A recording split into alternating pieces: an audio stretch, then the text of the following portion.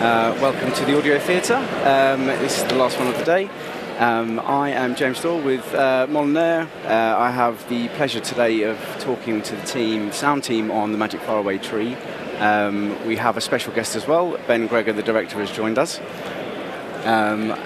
We have Helen Miles, re-recorder mixer, Noah Deluge, dialogue editor, Rebecca Heathcote, foley artist, and Glenn Gathard, sound supervisor. If you give them a round of applause. So, in context, Magic Faraway Tree is the biggest UK indie family film that came out post-pandemic. It's currently about 15 mil on the box office, and it has sat around 96% on the Rotten Tomatoes score. So it's been a huge success. We're here to talk about how the team created the sound on that. From a personal point of view, I used to read these books to my kids, and I couldn't believe that they hadn't made a film. So to have the team working on it over the last few years has been a real pleasure and privilege seeing that going on at Molinare. Essentially, the film, from what I thought was, what I liked was, as a parent, remembering how to play, and my children, and seeing them growing up, the kind of theme of remembering how to play. So with that theme, we're going to stick to play. Ben,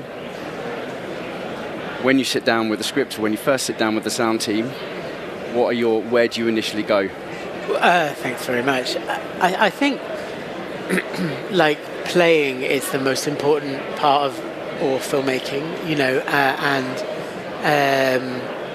I don't see any divide between technical processes and like playing with the actors, and I think I just like to encourage play in every single bit. And I kind of think that even the term post-production is a stupid term, because it's like, what? Huh? Well, it's not post. The post-production is like people laughing or crying in the theatre. That's post. This is happening right now. We're all making this, no matter what it is. And it was a real privilege to work with Molinare, who are so playful and open and so much fun, and just to continue the spirit of play. And we had the VFX happening at the same time, and we had the VFX. We made our own company. Well, that's a big word for what it was. It was like some fans pointing at a load of servers and a bunch of people above a tube station. They were all playing, and we got them to come to the sound place, right? Because it was all happening at the same time. They were like, "Oh, let's make the thing fly over our heads, and then Helen can scan it over our heads, and it's all just playful." And I think it was just really wonderful from that perspective to explore the drama and the jeopardy that the sound needed to have of something dangerous, because the more the play sounded and felt dangerous, the more brave the main character kid would be. And there's so much that these guys brought to it of playfulness. And also we've got another special guest, which is Nick, the sound, on-set sound, boom, hey. A lot of boom going on. And he recorded it. And in a famously rock and roll incident, which I am going to tell everyone about, we had this one exciting day in Malta where we went for Dame Snaps and Land of Spells, where they chartered like some kind of boat, like a big boat. And there was a boring people's one, that was me, with families going out in the morning. And there was a rock and roll cool crew one, where everyone just drank beer and hung out. And Nick managed to belly flop so hard off the side of it that he went deaf. He ruptured his eardrum, and there was one of those classic sound man's gone deaf. Okay. All right, there you go. Right at the end of the shoot, so well done. He can now hear in one ear at least, maybe two. Thank you. That's a divergence. No, I like it. These guys are absolutely insane. They're so amazing, and let's have them talk, not me. So Glenn, we'll start with Glenn. There are 4 major worlds in there. Where did you start when you kind of get the team together? What's your first point of concern? I think what Ben said is the most important thing. It's like, I'd like to give you a really clever answer that I deep dived all about the worlds, but really it was just about making them as fun and as enjoyable. And you have a sound team for a reason, so it's like we kind of like thrashed out some ideas. We obviously don't present to Ben anything that's rubbish, because there always is You know, I'm lucky that I've got a really good, strong team with me that will have really great ideas too. But we just try and make everything identifiable and fun, and like, and I think that again the picture is so important, and also even like down to what's happening in the grade and the VFX are so important, because like, I don't know, on a more basic level, when we're just talking about where the Magic Faraway Tree is, like the whole soundscape will change depending on as the grade progresses also, and the look. And so we start off in a world sounding a certain way, but then as the look progresses and the edit progresses, and Ben challenges us all to have as much fun, even when we think we've got the best thing, and we'll go, but then Ben will go, what else can we do? And we're like, well, actually, we could try this. And we were never, ever held back from being made to feel like we had to nail it first time, or we had to feel worried. And as creatives, which I'm sure hopefully you all are, like, to not have to be worried about getting it wrong, and being given a license to, even when you think you've got it, to just have that other go, allowed us to keep progressing the world. And that is what makes it amazing. And you know, the reason for that isn't that it isn't just me, it's also how the position I was put in by the producers, which was amazing, because there were basically two people in total who would give me notes. They were both really cool and super nice, and they said, if you don't want to do them, you don't have to do them.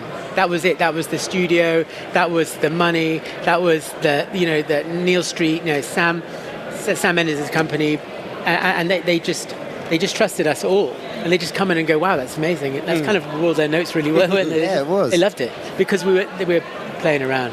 Yeah, we were always allowed to play. But I think like Land of the Goodies is great because it's so colourful and bubbly, and like as a sound person on a show like this, there's so much to play with. Like the flying saucers alone. We could have gone down the sci-fi route. We could have tried to pull out every plug-in in the world and do all this thing to show off as like, aren't we technically amazing? Or we could get 40 actors outside running past the microphones going up and down and doing like just letting them play in the same spirit that Ben had allowed us. And the best results came from not overly treating stuff, not trying to be flash with plugins, but actually just letting the actors have fun. And that was the best bit. That's one of my favourite bits of the whole film. So in terms of play, everyone knows that the Foley studio is a playground. You must have had the most amount of fun, Rebecca. Yeah. On the first day, you're watching it through. What stands out? What's the moment you go, I can't wait to get my hands on that character? I mean, there was so many bits that were so creative and so much room for play in this film. I mean, one bit that I think particularly shows off what we did was Saucepan Man, who is a character entirely covered in saucepans, which is going to need a sound, and it's going to need something that sits well with the dialogue, and it's got to give him character, and it's got to give him, the costume isn't actually metal, because one, that would be very heavy and very noisy. So we made a saucepan suit in the theatre, and we cable tied a bunch of saucepans and a bunch of different metal to me in this suit, and I kind of performed along with the film and got that sound. And then we were like, we need something else. It needs something more musical. So then I'd kind of thought about the sound of like a one-man band, like from Mary Poppins, when every time you walk, there's a cymbal crash. So we tried putting cymbal crashes on all of his feet, and that just made it way funnier, and then that stuck. And then we wanted something more musical for the moments when he's dancing, so you found a professional percussionist, and we got them in a room with a bunch of pots and pans and played the dance scenes and the musical scenes, and they had the music and they were performing along with the performance. So it was just like this blend of different styles, different performances, different textures to make this really fun character. Amazing. It literally was head to toe. It's not just like we put a couple of pots and pans on. Rebecca was like from ankles up, covered in metal, and then we'd FaceTime Ben and Gary, the editor, to show him. And it's that kind of vibe that I think it comes across. But we were allowed to mess about and do cool stuff.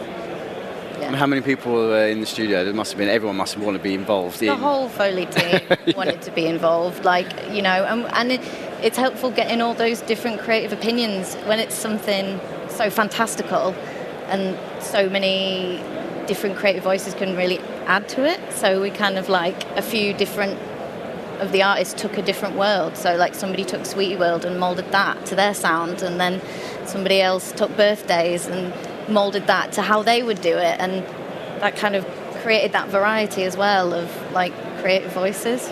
Nice. Obviously Sweetie World was by far everyone's favourite because we got to eat loads of sweets. Very good, very good. Yeah. Noah, dialogues, how are you? Yeah, all right. Good. When I see it, when Saucepan Man turns up, I think, in fact, the production mixer, you go, what am I going to do with this? In what state? Quite actually, it's good that you're here. We get to review your work.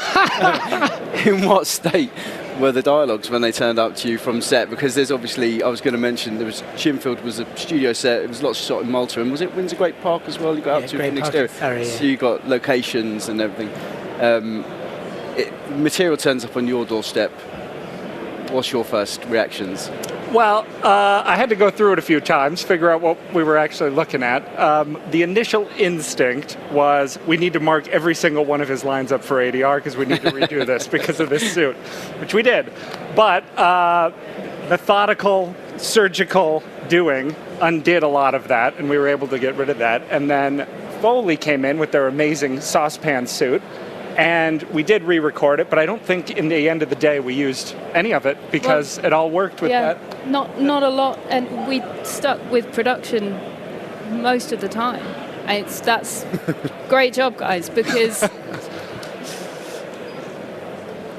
we want to preserve that performance. Yeah. If we can, we want to keep the life in it, and an imperfect, well-performed recording is better than something dry in an ADR studio because we can jazz it up with the pots and pans. We can sell the story that way. We don't have to clean and polish everything because you don't want to take the life out of it.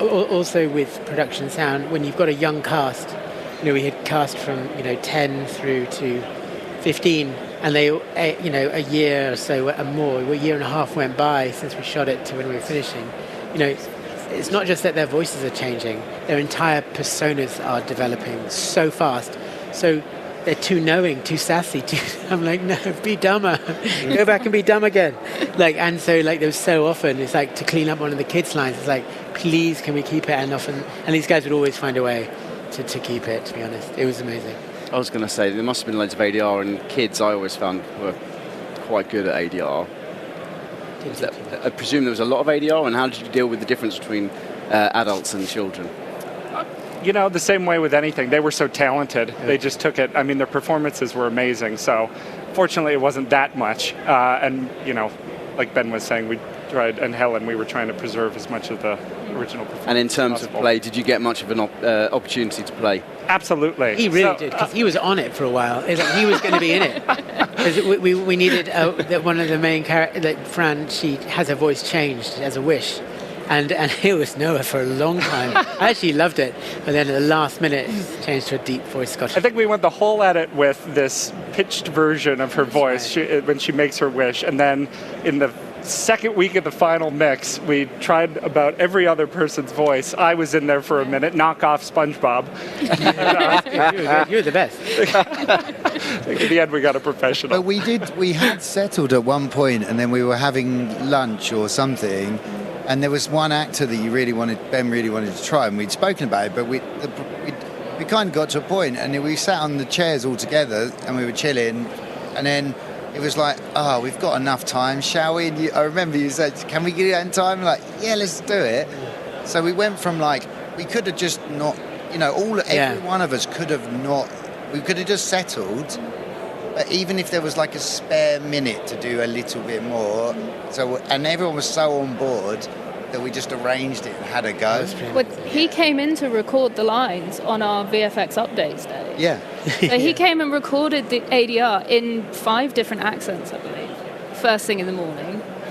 Noah edited at lightning speed, sent it in to me, and we auditioned everything and made a choice. And it was brilliant. And all the accents were brilliant, but I think We chose the best one. we did choose the best one. Very good. And in terms of play, Helen, last one, did you manage to get an opportunity to play? What was your Oh, favourite I always moments? have fun.